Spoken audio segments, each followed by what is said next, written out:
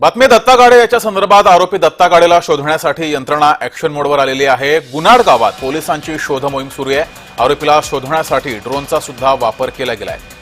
100 police या गावात आरोपीला शोधतायत। ही 3 दृश्य आपण पाहतोय। ड्रोनचा वापर केलाय। 100 पेक्षा अधिक पोलीस या ठिकाणी तैनात केले गेलेत आणि उसाच्या शेतात सुद्धा गाडेला शोधण्यासाठी शोध मोहीम सुरू आहे।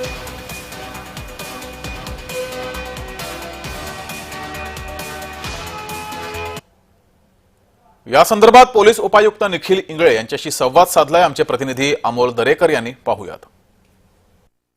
स्वारगेट या ठिकाणी झालेल्या बलात्कार प्रकरणातला आरोपी दत्ता गाडे हा त्याच्या मूळ गावी असणाऱ्या गुन्हाट या ठिकाणी शेत शिवारात लपल्याची माहिती पुणे शहर गुन्हे शाखा क्रमांक 1 ला मिळाल्यानंतर या ठिकाणी पुणे शहर पोलीस असतील किंवा पुणे जिल्ह्याच्या ग्रामीण भागातील पोलीस असतील यांनी या ठिकाणी शोध मोहीम केलेली आणि त्याबद्दलची आपण माहिती घेणार आहोत। काय सांगाल तुम्ही आज कालपासून आणि आजपर्यंत याचा शोध घेताय आणि याबाबतची काय अपडेट आली? आपली जी काही मोहीम आहे ती परवापासून या ठिकाणी चालू आहे आणि त्याच्यामध्ये गुन्हे शाखेच्या 10 पेक्षा जास्त टीम्स, त्याचबरोबर झोन 2 ज्यांच्या हद्दीमध्ये स्वारगेट पोलीस स्टेशनच्या हद्दीमध्ये जिथं गुन्हा घडला त्यांच्या तीन टीम्स, पुणे शहरचं डॉग स्क्वॉड त्याच्या 2 टीम्स, त्याचबरोबर पुणे ग्रामीणचे ड्रोन स्क्वॉड आणि धाराशिव पोलिसांचे सुद्धा ड्रोन स्क्वॉड या ठिकाणी कार्यरत आहे। या सगळ्यांच्या बरोबरच या ठिकाणचं जे स्थानिक शिरूर पोलीस स्टेशन आहे तिथली सुद्धा टीम आमच्यासोबत या ठिकाणी काम करते। पुणे ग्रामीणचे सुद्धा अधिकारी लोक या ठिकाणी, अंमलदार सगळेजण आम्हाला मदत करायचा प्रयत्न करत आहेत आणि सगळ्यात महत्त्वाची बाब म्हणजे या गावातले 100 पेक्षा जास्त ग्रामस्थ हे सुद्धा आम्हाला या सगळ्या शोध मोहिमेमध्ये मदत करत आहेत।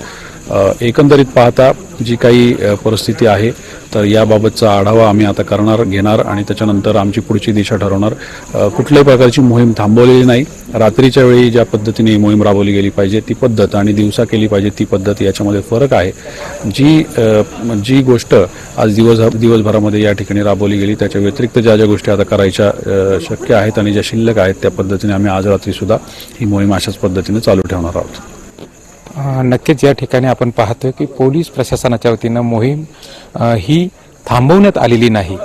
या आरोपीचा शोध पोलीस प्रशासनाच्या वतीनं घेतलाच जाणार असल्याचं या ठिकाणी गुन्हे शाखेचे उपायुक्त निखिल पिंगळे यांनी सांगितलेलं आहे। अमोल दरेकर, जय महाराष्ट्र, शिरूर।